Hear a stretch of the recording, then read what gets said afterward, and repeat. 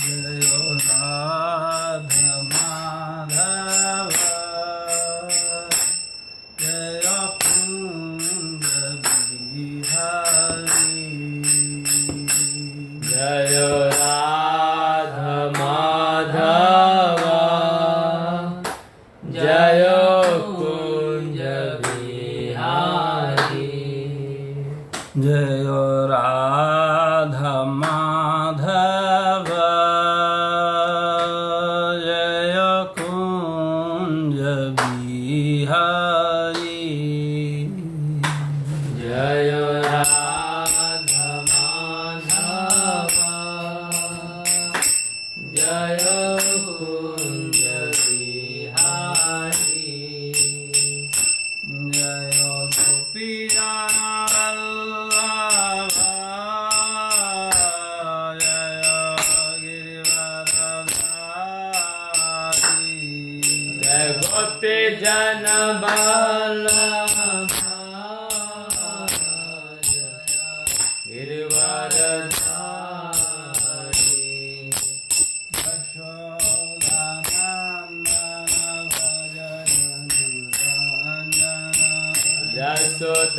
यशोदानन्दन ब्रज जन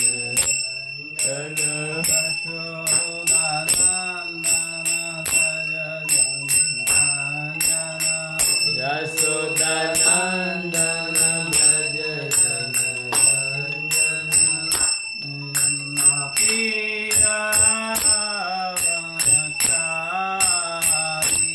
जमुना तेरा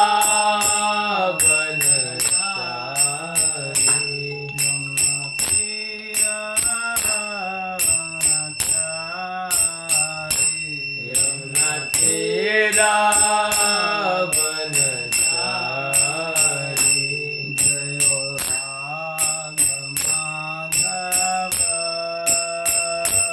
जय कुंज बिहारी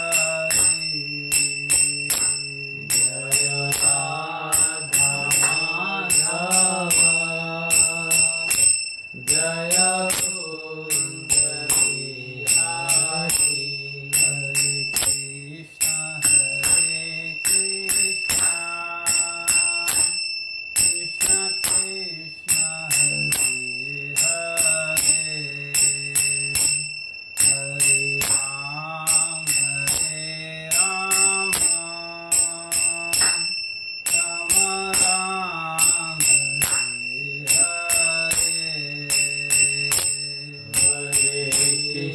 हरे कृष्ण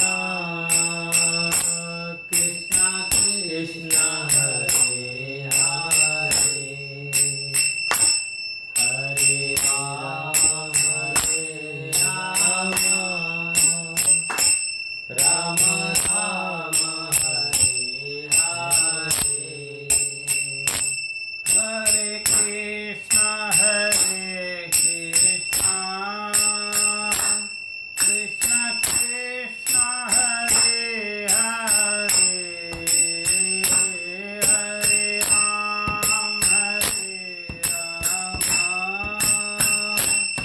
राम हरे हरे हरे कृष्ण कृष्ण कृष्ण हरे हरे हरे राम राम राम हरे हरे हरे कृष्ण कृष्ण कृष्ण हरे हरे हरे राम राम राम हरे हरे हरे कृष्ण कृष्ण कृष्ण हरे हरे हरे राम राम राम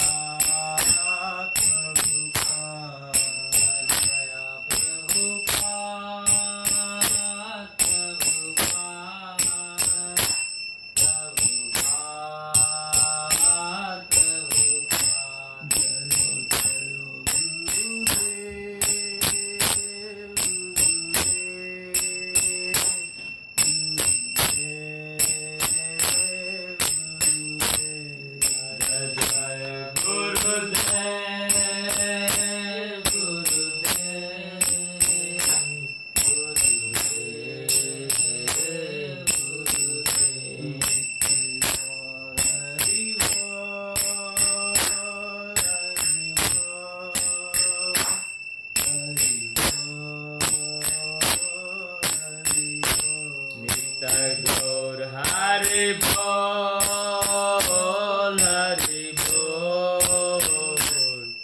हरि बोल हरि बोल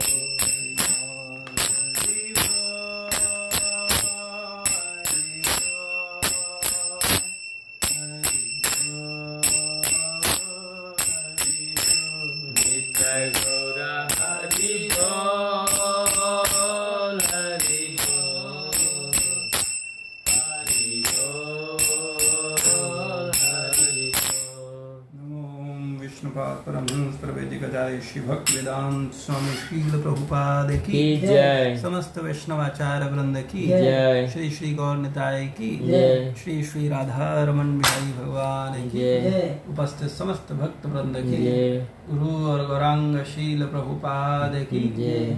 ओम नमो भगवते वासुदेवाय ओम नमो भगवते वासुदेवाय ओम नमो भगवते वासुदेवाय ओम नमो भगवते वासुदेवाय ओम नमो भगवते वासुदेवाय ओम नमो भगवते वासुदेवाय।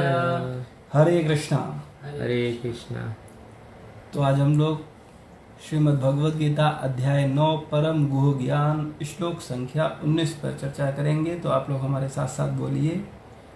तपाम्यहम् तपाम्यहम् वर्षम् वर्षम् निग्रह मृत्युसृजामि च निग्रहमृत्यु सजामि च अमृतम् अमृतं चैव मृत्युश्च मृत्युश्च सदसच्चाहमर्जुन सदसच्चाहमर्जुन तपाम्यहम् वर्षम् तपाम्यहम् वर्षम् निग्रहम् मृत्युसृजामि च निग्रहं मृत्यु सजामि च अमृतं चैव मृत्युश्च अमृतं च मृत्युश्च सदसच्चाहमर्जुन सच्चाहमर्जुन तपाम्यहम् वर्षम्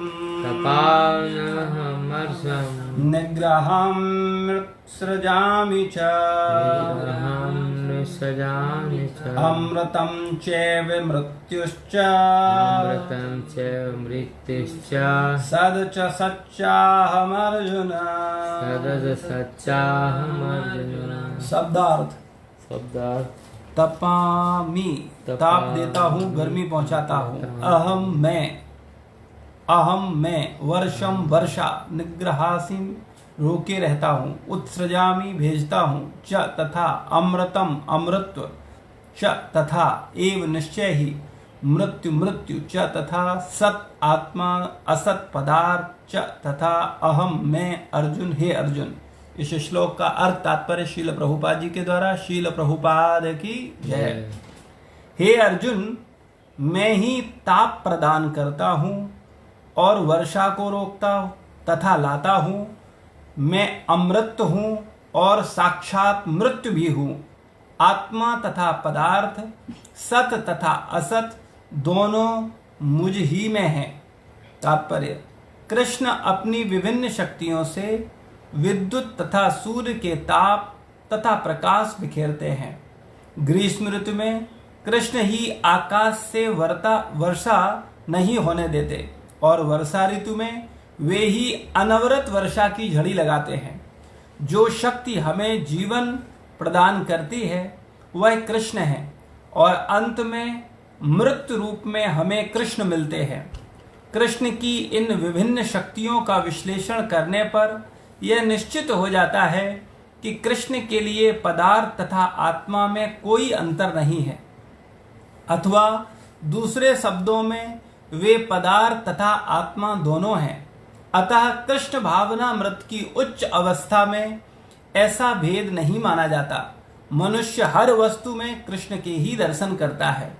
चूंकि कृष्ण पदार्थ तथा आत्मा दोनों हैं, अतः समस्त भौतिक प्राकृत्यों से युक्त यह विराट विश्व रूप भी कृष्ण है। एवं वृंदावन में दो भुजों वाले वंशी वादन करते श्याम सुंदर रूप में उनकी लीलाएं उनके भगवान रूप की होती हैं। ओम अज्ञानतिमिरान्धस्य ज्ञानाञ्जनशलाकया चक्षुरुन्मिलितं येन तस्मै श्रीगुरुवे नमः। श्रीचैतन्यमनोभीष्टं स्थापितं येन भूतले स्वयं रूपा तदा मह्यं ददाति स्वपदान्तिकम्। वन्देऽहं श्रीगुरो श्रीयुतपदकमलं श्रीगुरुं वै श्रीरूपं जातं सहगण रघुनाथामृतं तं सजीवम् साद्वैतं सावधूतं परिजनसहितं कृष्ण चैतन्य देवं श्रीराधा कृष्णपादान् सहगण ललिता श्रीविशाखान्वितांश्च। हे कृष्ण करुणा सिन्धु दीनबन्धु जगत्पते गोपेश गोपिका कान्त राधाकान्त नमोस्तुते। तप्त कांचनी गौरांगी श्री राधे वृंदावनेश्वरी वृषभानुसुते देवी प्रणमामि हरिप्रिये। वाञ्छाकल्पतरुभ्यश्च कृपा सिन्धुभ्येव च पतितानां पावनेभ्यो वैष्णवेभ्यो नमो नमः।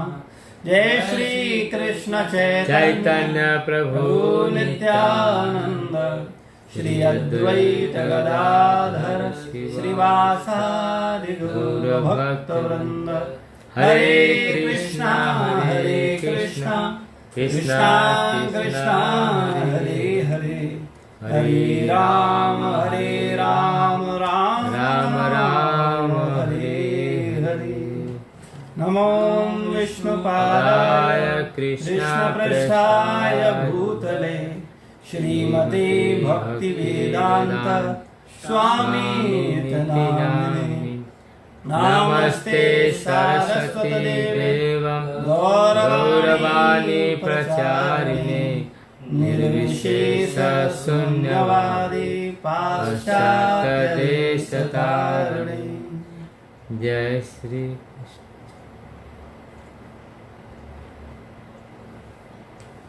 हरे कृष्णा। हरे कृष्णा। श्रीमद् भगवद गीता अध्याय 9 श्लोक संख्या 19। हे अर्जुन, मैं ही ताप प्रदान करता हूँ और वर्षा को रोकता तथा लाता हूँ। मैं अमृत हूँ और साक्षात मृत्यु भी हूँ। आत्मा तथा पदार्थ, सत तथा असत दोनों मुझ ही में है। तो भगवान कल वाले श्लोक में स्पष्ट बोल रहे थे कि मैं ही लक्ष्य, पालन करता, स्वामी, साक्षी, धाम, सरल स्थली तथा अत्यंत प्रिय मित्र हूँ। मैं ही सृष्टि, प्रलय, सबका आधार, आश्रय तथा अविनाशी बीज भी हूँ।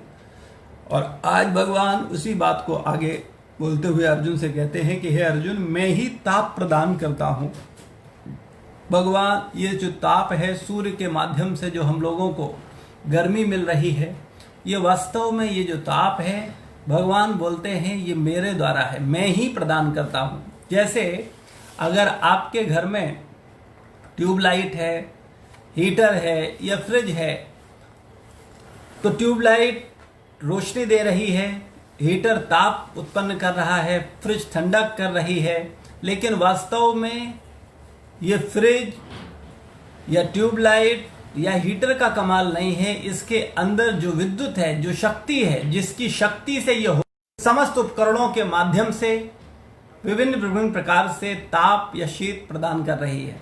इसी प्रकार हम देख सकते हैं कि जो सूर्य है, सूर्य से जो प्रकाश मिल रहा है, जो सूर्य से गर्मी प्राप्त हो रही है, वास्तव में सूर्य तो निमित्त मात्र है। इस सूर्य में जो ताप की शक्ति है, ये शक्ति भगवान कृष्ण से आ रही है।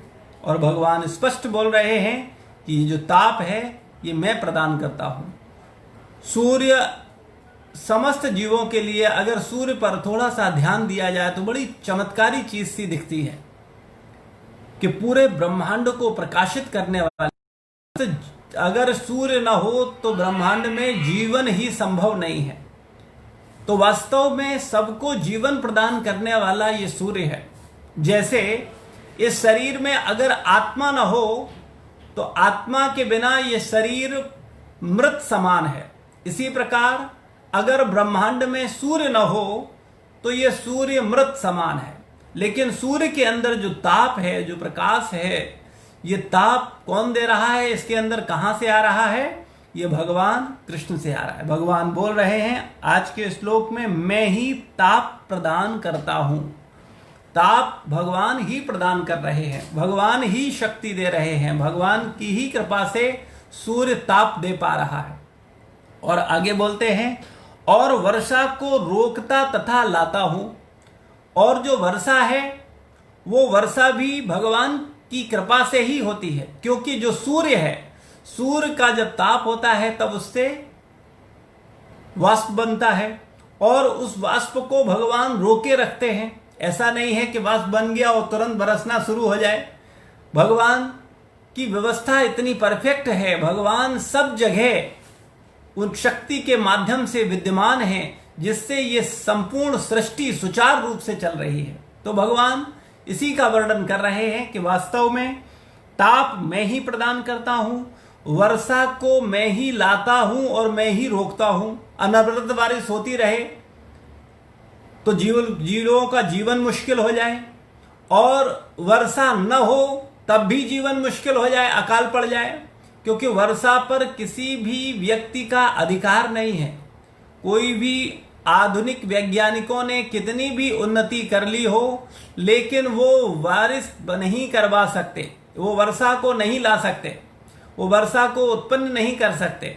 वर्षा प्रकृति की व्यवस्था के अनुसार ही आती है, और वास्तव में जो प्रकृति को, वर्षा को जो शक्ति दे रहे हैं, वर्षा करवाने वाले हैं, भगवान इस श्लोक में स्पष्ट बोल रहे हैं कि मैं ही वर्षा को रोकता हूं और लाता हूं, मैं ही ताप प्रदान करता हूं। और बोलते हैं कि मैं अमृत हूं, और व्यक्ति जो जीवन जी पा रहा है, व्यक्ति का जो जीवन है, ये अमृत भी भगवान से है। और भगवान बोलते हैं साक्षात मृत्यु भी मैं हूं। संसार में भगवान को बहुत सारे लोग इस जीवन में स्वीकार करते हैं और बहुत सारे भगवान के अस्तित्व को ठुकरा देते हैं। नास्तिक विचारधारा से प्रभावित लोग बोलते हैं कि भगवान नाम की कोई चीज नहीं है, लेकिन भगवान स्पष्ट रूप से बोलते हैं कि मृत्यु भी मैं ही हूं।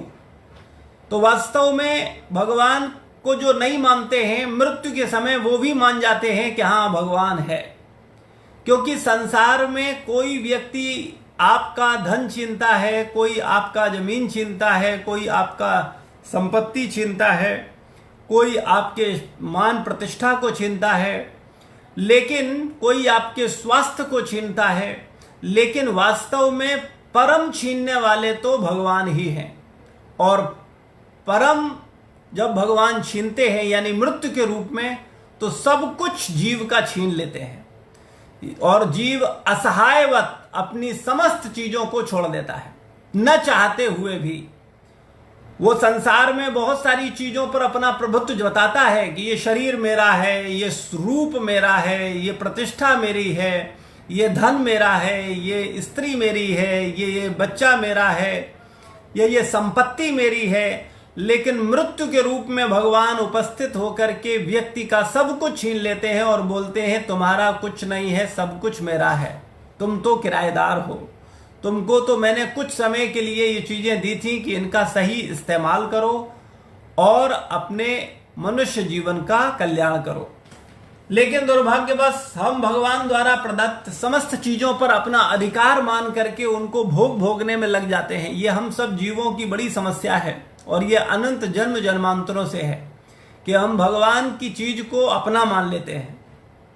लेकिन अगर हम भगवान की चीज को अपना न मानकर वास्तव में इस बात से सचेत रहें कि वास्तव में समस्त वस्तुओं का स्वामी तो एकमात्र भगवान श्री कृष्ण है, और जो उनका है वो ले ही लेंगे, चाहे हम भले ही न दें।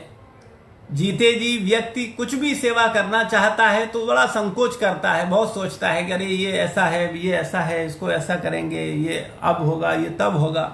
लेकिन वास्तव में संसार की कोई भी वस्तु हमारी नहीं है। हम जितनी चीजों पर अपना अधिकार जताए बैठे हैं, ये समस्त चीजें मृत्यु होते ही मृत्यु के रूप में भगवान आएंगे और हमको ये एहसास दिलाएंगे कि वास्तव में तुम्हारा कुछ नहीं है, सब कुछ हमारा है। तो भगवान बोलते हैं कि मैं अमृत भी हूं, जो जीवन है जीवों का, वो जीवन भी भगवान है, क्योंकि भगवान ही भोजन पचाते हैं, भगवान ही प्राण वायु के माध्यम से प्राणों को शक्ति देते हैं। ध्यान पूर्वक अगर एक भक्त ध्यान से जब चीजों को समझता है तो देखता है सब कुछ भगवान है। और क्यों ना हो, अगर थोड़ा सा बुद्धि पर विचार किया जाए तो जब ये सृष्टि नहीं थी, जब कुछ नहीं था, तब भी भगवान थे। और जब सृष्टि नहीं रहेगी, यानी ये पृथ्वी नहीं रहेगी, ये इस पृथ्वी पर 84 लाख योनि नहीं होंगी, इस पृथ्वी पर ये विराट रूप जब नष्ट होगा, ये ब्रह्मांड जब नष्ट होगा, या ब्रह्मांड के पहले जब ये ब्रह्मांड नहीं था, जब जीवन नहीं था, तब भी भगवान थे। और भगवान ने ही इसको रचा।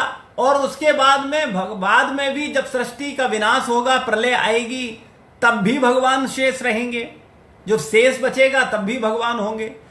तो बुद्धिमान व्यक्ति ये विचार कर सकता है कि जो शुरुआत में है, जब कुछ नहीं था, और बाद में भी जब बच रहा है, वो भी भगवान है। तो जो बीच में हमको दिखाई दे रहा है, वो क्या कुछ और होगा? वो भी भगवान है। तो सृष्टि की प्रत्येक वस्तु, जड़ तथा चेतन, सब कुछ भगवान ही है। और भगवान इसी बात को गीता के इन श्लोकों के माध्यम से स्पष्ट कर रहे हैं और जीव को इस बात का एहसास दिला रहे हैं कि जो जीव बोलता है कि भगवान कहाँ है, क्योंकि उसको भगवान देखने के लिए दृष्टि चाहिए, और जब वो दृष्टि जीव को मिल जाती है तब वो भगवान को देख सकता है। जैसे इसको उदाहरण स्वरूप देख सकते हैं कि भगवान जब अर्जुन को अपना दर्शन करवाते हैं विराट रूप का, तो भगवान अर्जुन को एक दिव्य दृष्टि देते हैं और वो दिव्य दृष्टि के माध्यम से देख पाता है कि वास्तव में भगवान का क्या स्वरूप है। तो वो दिव्य दृष्टि का मतलब कोई ऐसा रोशनी नहीं है जो भगवान देते हैं और आंखों में घुस जाती है और उसके बाद सब दिखने लगता है। वास्तव में वो विवेक दृष्टि ही है, वो ज्ञान का दृष्टि है, वो भक्ति का दृष्टि है। जब वो दृष्टि हमको प्राप्त होती है, जैसे भगवान गुरु के रूप में अर्जुन को दृष्टि दे रहे हैं, इसी प्रकार से गुरु परंपरा कृष्ण का प्रतिनिधि होते हुए हम समस्त जीवों को दृष्टि ही दे रहे हैं। और वो दृष्टि जब जीव श्रद्धा से शरणागत होता है तो दृष्टि को प्राप्त कर लेता है, और जब वो दृष्टि उसको मिल जाती है फिर वो देख पाता है कि सर्वत्र भगवान ही भगवान है, चारों तरफ जिधर देखो भगवान ही भगवान है। जैसे जब व्यक्ति का मोतियाबिंद का ऑपरेशन न हुआ हो तो उसे संसार की चीजें स्पष्ट नहीं दिखाई देती, लेकिन जब कुशल वैद्य डॉक्टर उस आंख का ऑपरेशन करता है और उसका मोतियाबिंद ठीक हो जाता है तो उसे सारी चीजें साफ साफ दिखाई देने लगती हैं। तो इसी प्रकार से जो हमारा दृष्टि भ्रम है, वो दृष्टि भ्रम जब गुरुदेव की कृपा से, गुरुजनों की वाणी से हमारा वो दृष्टि भ्रम दूर होता है, तब चारों तरफ स्पष्ट रूप से भगवत साक्षात्कार व्यक्ति कर सकता है और वो बोलता है कि कहां भगवान नहीं है, सर्वत्र भगवान ही भगवान है। लेकिन एक जो मूर्ख है, जिसको कोई आध्यात्मिक ज्ञान नहीं है, आध्यात्मिक चेतना नहीं है, वो कहेगा भगवान को दिखाओ, हमको दिखाओ भगवान कैसे है, कहाँ है भगवान। भगवान भगवान की बातें करते हैं ये लोग, घंटों घंटों ये कर रहे हैं, दुनिया को पागल बना रहे हैं। क्या किसी को भगवान दिखा है? और दिखा है तो हमको दिखाओ। लेकिन उस मूर्खानंद को कौन समझाए कि किसी चीज को देखने के लिए एक विशेष प्रकार का दृष्टि चाहिए। अरे इस संसार में किसी भी छोटे से जीवाणु को, छोटे से वायरस को देखने के लिए भी एक दृष्टि चाहिए। वो दृष्टि नहीं होगा तो लोग वायरस को भी नहीं देख सकते। तो भगवान को देखने की बात तो बहुत दूर की रही। तो कहने का मतलब है कि हमको भगवान के माध्यम से ही हम भगवान को देख सकते हैं, और भगवान भगवत गीता के माध्यम से स्पष्ट रूप से बता रहे हैं कि मैं क्या हूं, मैं कहां हूं, मैं कौन हूं। तो यही प्रसंग चल रहा है। भगवान बोलते हैं कि मैं अमृत हूं और साक्षात मृत्यु भी हूं। आगे बोलते हैं आत्मा तथा पदार्थ, दो ही चीजें इस जगत में हैं, सत तथा असत। आत्मा सत है और पदार्थ असत है। आत्मा नित्य है और पदार्थ अनित्य है। तो ये सत तथा असत भगवान बोलते हैं दोनों में ही हूं। अभी ऐसा नहीं सोचना चाहिए कि आत्मा तो परमात्मा का अंश है और ये पृथ्वी किसी और का अंश है।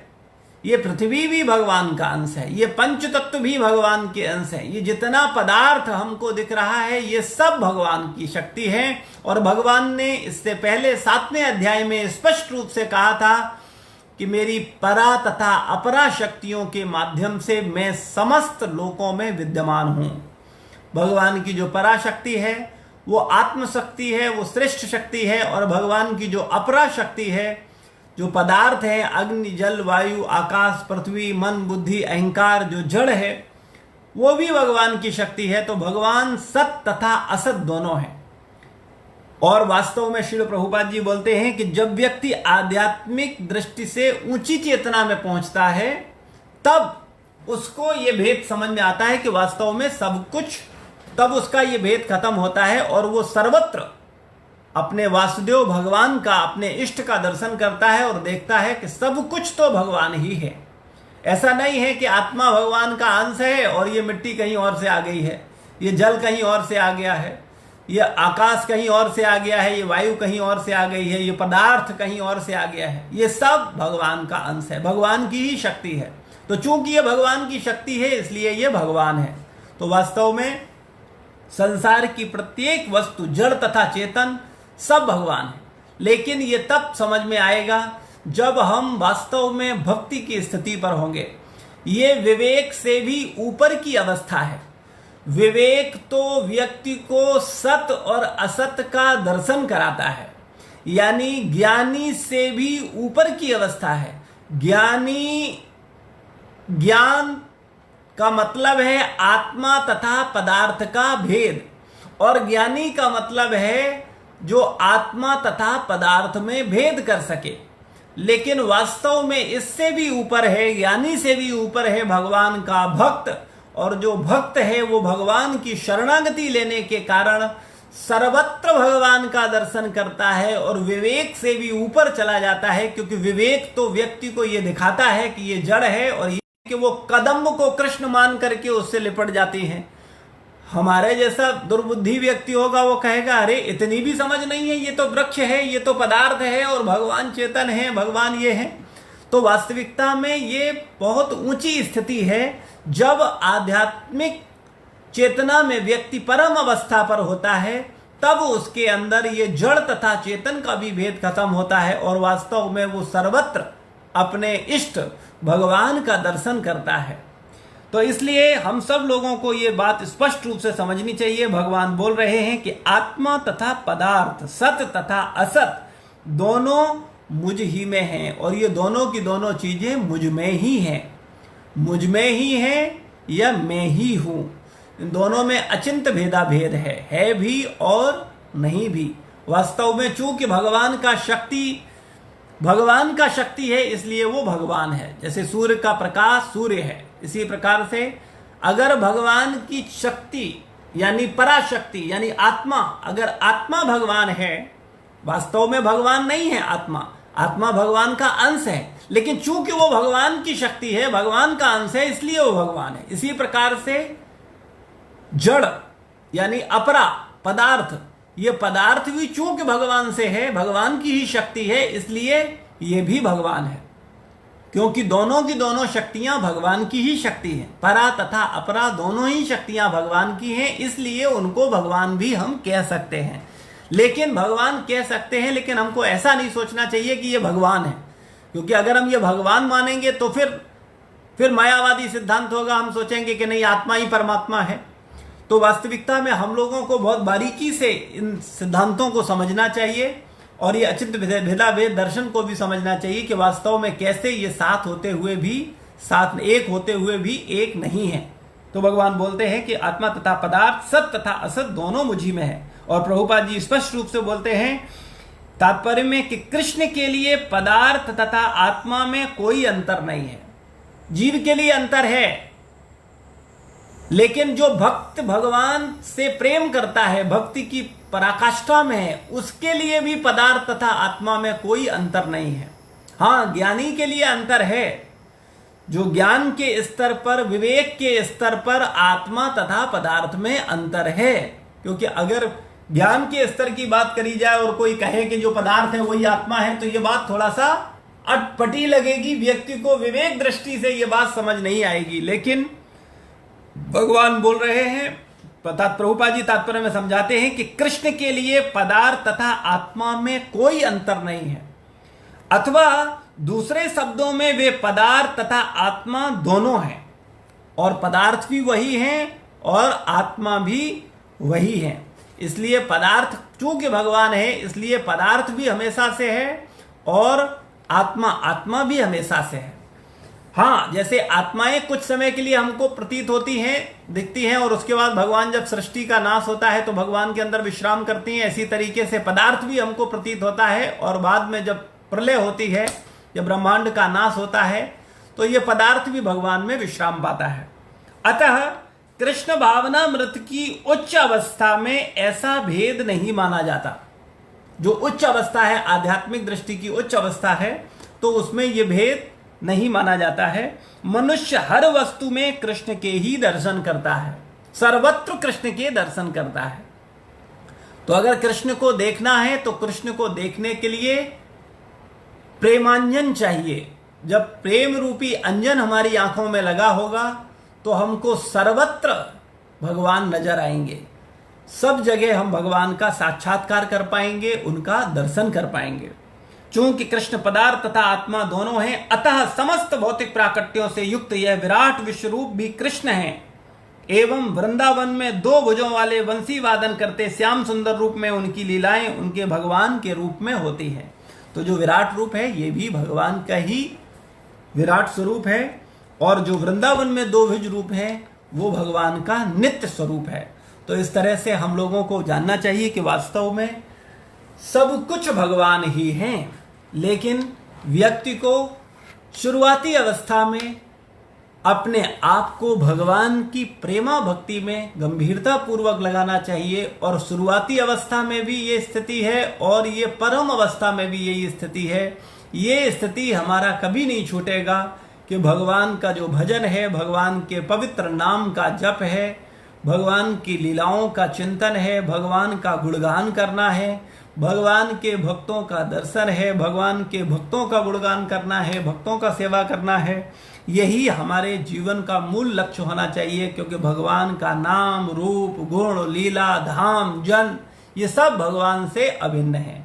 इसलिए हम सबको गंभीरता पूर्वक भगवान की आराधना करनी चाहिए, भगवान की भक्ति करनी चाहिए, और जैसे जैसे हम आध्यात्मिक चेतना में परिपक्व होंगे वैसे वैसे हम ईश्वर को सर्वत्र देख पाएंगे। सब जगह हम अपने इष्ट भगवान श्री कृष्ण श्याम सुंदर का दर्शन कर पाएंगे। श्रील प्रभुपाद की जय, गुरु महाराज की जय, समस्त भक्त वृंद की जय। निताय गौर प्रेमानंदे। हरि हरि बोल।